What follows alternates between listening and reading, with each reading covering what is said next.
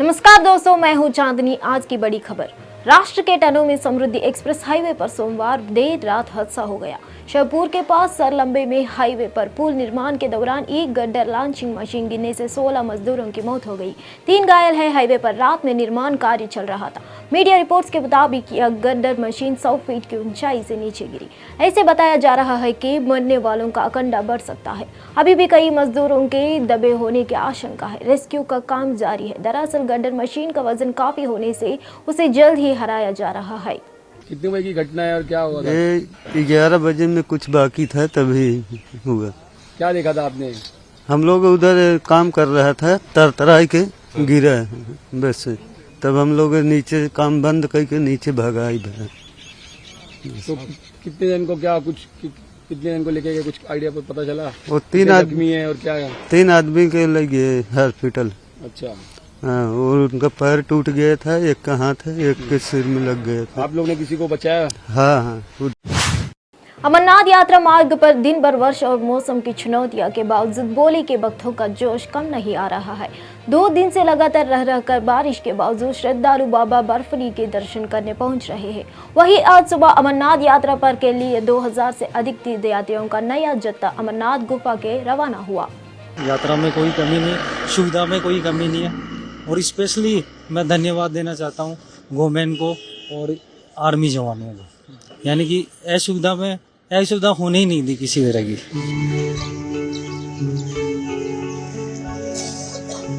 हम लोग वेस्ट बंगाल बैरकपुर से हैं, 2 लोग हैं और पहलगांव के माध्यम से हम लोग को अमरनाथ के लिए जाना है। सुविधाएं वगैरह यहाँ सुविधा बहुत अच्छा है, सारा कुछ। और सबसे बड़ी बात, थोड़ा सा यहाँ आने के बाद एक सेफ्टी सा फील होता है। चलो थोड़ा सा लगा आपको यहाँ? ठीक लगा, अच्छा, सारा व्यवस्था ठीक है। जो आदमी को बेसिक सुविधा चाहिए, तो होटल वाली फैसिलिटी मिलेगी नहीं, तो सुविधा जैसा ठीक है, काफ़ी बेहतर। तो आज कितनी खुशी है, आज आप आगे जा रहे हैं? खुशी है। हरियाणा के नूह में ब्रजमंडल यात्रा के दौरान भड़की हिंसा के बाद अब पैरामिलिट्री बटालियन तैनात कर दी गई है। नूह के हालातों को देखते हुए 146 लगाई गई है। साथ ही गुरुग्राम, फरीदाबाद और पलवाल जिलों के स्कूल, कॉलेज, कोचिंग सेंटर में 1 अगस्त यानी आज की छुट्टी करने का आदेश जारी किया है। शिक्षण संस्थानों को इन आदेशों को गंभीरता से पालन करने के लिए कहा गया है।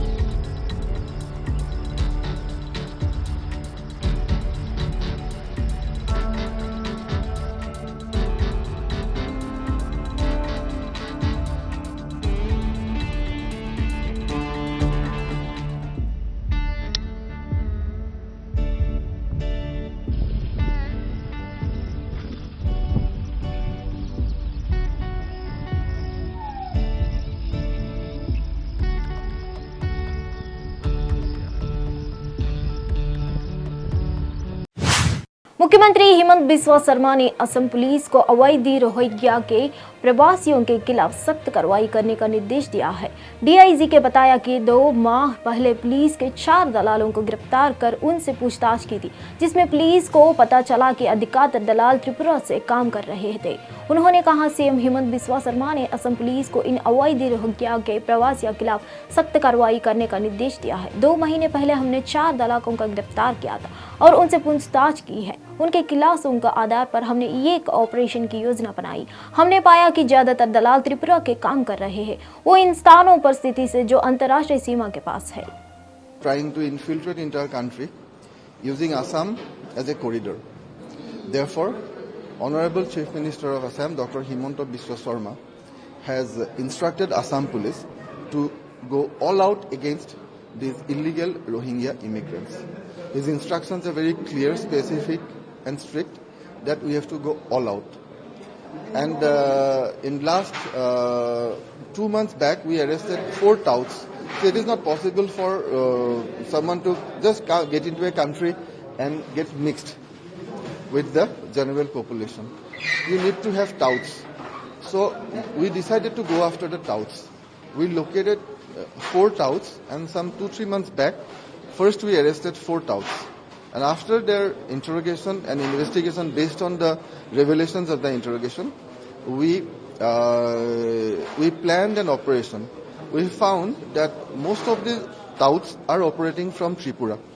They are based in places which is near to international border, Indo-Bangladesh border, and then they make fake documents.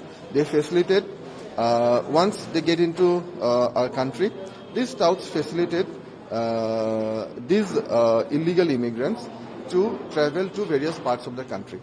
They even help them board Delhi-bound trains. And they make fake traveling documents, fake Aadhaar card, fake birth certificate, and using all these fake documents, these illegal immigrants, they travel to various places. And therefore, 5 days ago, we formed 5 special teams under 5 additional SPs of Assam Police. These 5 teams were sent to Tripura on 28th last month. Last 3 days, they were camping in Tripura and they were operating there. And they were able to apprehend 8 एशियाई पुरुष hockey championship trophy से पहले भारतीय पुरुष hockey team Tamil Nadu के चेन्नई हवाई अड्डे पर पहुंची। हवाई अड्डे पर खिलाड़ियों का पारंपरिक स्वागत किया गया। भारतीय पुरुष हॉकी टीम के मुख्य कोच क्रेग बोल्टन ने कहा, हर कोई चाहता है कि टीम अच्छा प्रदर्शन करे, इसलिए हम चीजें जीतना चाहते हैं। टीम से काफी उम्मीद है, इसलिए हमें थोड़ा धैर्य रखने की जरूरत है, लेकिन साथ ही हमारे पास इस सप्ताह अच्छा खेलने का एक अच्छा अवसर है। In team as it is in its DNA, and also to improve off the ball in many ways, not just a one-on-one. It's a collective philosophy around how to be better organized without the ball. And overall, how has your time been as an India coach? You feel there's too much media attention on you? No, I mean, like it's more about the team. It's not about me. You know, it's what we're trying to do, what we're trying to achieve, and it all happens quite quickly. But you also have to operate in an environment, right? There's constantly people asking for better performances. There's constant scrutiny. Yeah, I think everyone's just. Haryana के नूह में हुई हिंसा को लेकर पूर्व मुख्यमंत्री भूपेंद्र सिंह हुड्डा के प्रतिक्रिया सामने आई है। उन्होंने लोगों से शांति बनाए रखने की अपील की है। भूपेंद्र सिंह हुड्डा की तरफ से एक वीडियो जारी किया गया है। पूर्व मुख्यमंत्री हुड्डा ने कहा कि सभी लोग शांति बनाए रखें। उन्होंने कहा कि लोग भाईचारा और शांति कायम रखने में सहयोग करें। साथ ही हुड्डा ने वीडियो में कहा कि लोगों को आपसी टकराव, अफवाह और हिंसा न का बचना चाहिए। नूह की हिंसा की आंच अब दूसरे जिलों में भी पहुंच चुकी है। हरियाणा में 2 गुटों में पथराव हुआ है, माहौल खराब हो रहा है, आप क्या अपील करना चाहेंगे और क्या कहना चाहेंगे? देखिए जी, बड़ा दुर्भाग्यपूर्ण है। मेरा लोगों से यही अपील है कि शांति कायम रखें और कानून व्यवस्था कायम करने के लिए मदद करें और आपस में भाईचारा बनाएं। गृह मंत्री कह रहे हैं कि हमने पर्याप्त जो है बल तैनात किया है। वही मैं कह रहा हूँ, अब पर्याप्त उन्हें भेजा होगा, लेकिन पहले जितनी होनी चाहिए थी उतनी नहीं है जो मैंने सुना है। पूर्व राजस्थान नहर परियोजना संयुक्त मोर्चा के एक प्रतिनिधि मंडल ने मुख्यमंत्री अशोक गहलोत से जयपुर में उनके आवास पर मुलाकात की। अशोक गहलोत ने कहा, इस समय था जब गुजरात सड़क कनेक्टिविटी के मामले में हमसे आगे थे, लेकिन अब हमने तो आगे है और ना ही पीछे है। ऐसे इसलिए है क्योंकि जब वे संभव हुआ हमने सड़कों पर ध्यान केंद्रित किया। विकास में सड़कों की अहम भूमिका होती है। सड़कों से ग्रामीणों का कितना फायदा होता है यह हमें कहने की जरूरत नहीं है। ब्लैक स्पॉट की मरम्मत में करी हो गई है। इस प्रक्रिया को टकरा देव द्वारा सकारात्मक रूप से स्वीकार किया गया।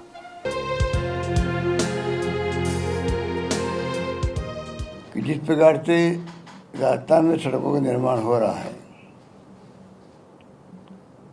कोई जमाना था कि हम बहुत पीछे थे राजस्थान वाले सड़कों के मामले में, गुजरात बहुत आगे था। आज हम गुजरात से आगे नहीं तो पीछे भी नहीं है। ये तो हमारे मापदंड कह सकते हैं हम लोग अनुभव के साथ में। उसके कारण है कि हमेशा जब अवसर मिला हमने सड़कों पे ध्यान दिया कि सड़कों से विकास का बहुत बड़ा संबंध होता है। सड़कों से गांव वालों को कितनी सुविधा मिल सकती है कहने की आवश्यकता नहीं है। पर हमने भी ध्यान दिया सड़कें बने, साथ में उसकी क्वालिटी अच्छी हो, मेंटेनेंस अच्छे हो। तो 3 साल मेंटेनेंस ठेकेदार करे, बनने के बाद में 5 साल करे, ये प्रोविजन भी किए गए। उत्तराखंड के मुख्यमंत्री पुष्पक सिंह धामी ने सोमवार को नई दिल्ली में प्रधानमंत्री नरेंद्र मोदी से मुलाकात कर उनसे देहरादून मेट्रो नियो परियोजना के प्रस्ताव को मंजूरी देने का आग्रह किया। प्रधानमंत्री से मुलाकात के बाद पत्रकारों से बात करते हुए धामी ने बताया कि देहरादून में सड़कों पर परिवहन के दबाव को एक अत्याधुनिक ग्रीन मास रैपिड ट्रांजिट प्रणाली द्वारा कम करने का जनमानस सुरक्षित यातायात की सुविधा उपलब्ध कराने जाने का प्रस्ताव किया।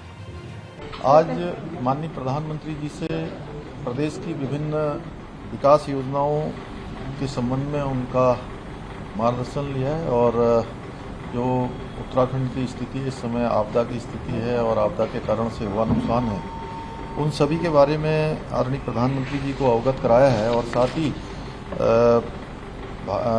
सड़क परिवहन के क्षेत्र में 2000 करोड़ रुपए की धनराशि विभिन्न मार्गों के सुधारीकरण के लिए और नवनिर्माण के लिए उसका भी मैंने अनुरोध किया है। साथ ही 6 राजमार्ग उनको उच्चीकृत करने का भी निवेदन किया है।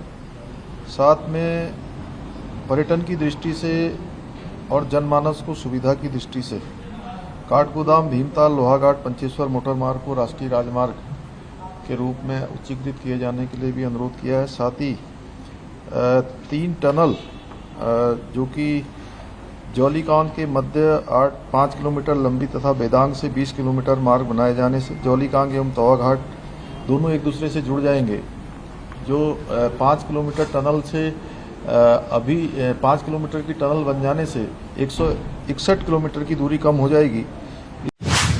पश्चिम बंगाल बीजेपी अध्यक्ष और लोकसभा सांसद सुकांत मजूमदार ने विपक्षी दलों के गठबंधन इंडिया पर तीखा हमला बोला।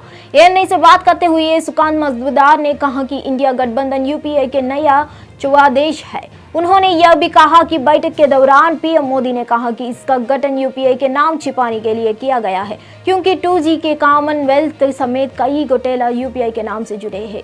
आदरणीय प्रधानमंत्री जी ने यह भी बताया ये जो INDIA है ये INDIA जो इन लोगों ने बनाया है ये यूपीए नाम से छुपने के लिए बनाया है क्योंकि यूपीए इस नाम के साथ एक के बाद एक घोटाला जोड़ गया था। कोलगेट घोटाला, जीजाजी घोटाला, 2G घोटाला, एक के बाद एक घोटाला इसके साथ जुड़ गया था। कॉमनवेल्थ से लेकर कोई भी आप नाम ले लीजिए। इसलिए इस नाम से भागने के लिए हमारे विपक्ष ने INDIA का सहारा लिया है, लेकिन INDIA कुछ अलग नहीं है, यूपीए का ही एक रूप है, उसका ही नया कैमोफ्लेज है। जनता को गुमराह करने के लिए INDIA बनाया गया। तो विपक्ष इंडिया अलायंस को लाया कि कैसे उनको तोड़ा जाएगा या कैसे उनका गठबंधन कमजोर किया जाएगा, ऐसा कोई डिस्कशन या कोई रणनीति पर भी चर्चा हुई आप लोगों की? देखिए वो रणनीति अलग होता है, उसकी चर्चा वहां पे नहीं होती। दूसरी बात है तोड़ने की जरूरत क्या है, ये लोग है इसलिए तो हम और दम से लड़ेंगे, नहीं तो पूरा खाली मैदान था। आप फुटबॉल खेलेंगे 2 टीम नहीं होगा तो खेल कैसे होगा? तो उधर कोई विपक्ष तो होना चाहिए जिसके साथ लड़ाई हो, नहीं तो जनता तो मोदी जी को फिर तीसरी बार प्रधानमंत्री बनाने में तय कर चुकी है ऑलरेडी। आम आदमी पार्टी के सांसद संदीप पाठक ने दिल्ली में सेवाओं के नियंत्रण पर केंद्र के विधायक की आलोचना की। एएनआई से बात करते हुए संदीप पाठक ने कहा कि केंद्र ने असंवैधानिक तरीकों से दिल्ली सरकार की शक्ति छीनने के लिए विधेयक पेश किया। यह बिल जो वे संसद में पेश करने जा रहे संविधान के अनुसार गलत है। विपक्ष इंडिया इसका विरोध करेगा। दिल्ली के लोगों ने भाजपा को खारिज कर दिया और इसलिए उन्होंने इस संवैधानिक तरीकों से दिल्ली सरकार की शक्ति छीनने का योजना बनाई है। संदीप पाठक ने कहा दिल्ली सेवा विधेयक, जिसे आधिकारिक तौर पर राष्ट्रीय राजधानी क्षेत्र दिल्ली सरकार विधेयक 2023 में रूप में जाना जाता है। जो बिल लोकसभा में कल ये पेश कर रहे हैं ये कॉन्स्टिट्यूशन के हिसाब से भी गलत है और नैतिक मूल्यों के हिसाब से भी सही नहीं है। इन्हें तो ये पेश ही नहीं करना चाहिए था।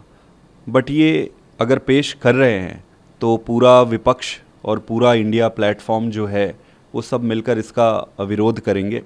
आपको ये समझना पड़ेगा कि भारतीय जनता पार्टी पिछले 25 सालों से दिल्ली की राजनीति से इर्रिलेवेंट हो चुके हैं। जनता उन्हें नकार चुकी है। इन्होंने हर संभव प्रयास कर लिए यहाँ पर चुनाव जीतने के।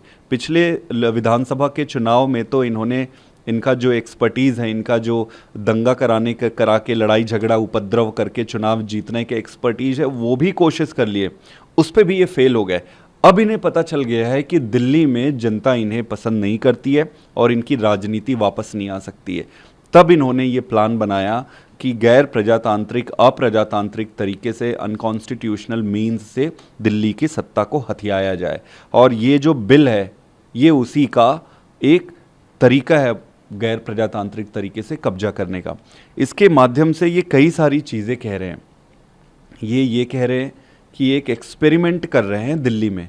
अगर ये एक्सपेरिमेंट सफल हो जाता है कि बिना चुनाव जीते भी किसी राज्य में कब्जा किया जा सकता है, अगर इनका एक्सपेरिमेंट सफल हो जाता है तो ये दूसरे राज्यों को एक मैसेज दे रहे हैं कि बॉस आप अगर मान जाओ या तो चुनाव में हमें मदद कर दो या चुनाव के समय टूट के आ जाओ, अगर आपकी सरकार बन भी जाती है तो हम इस तरीके से इस एक्सपेरिमेंट से आपकी सरकार को तोड़ देंगे।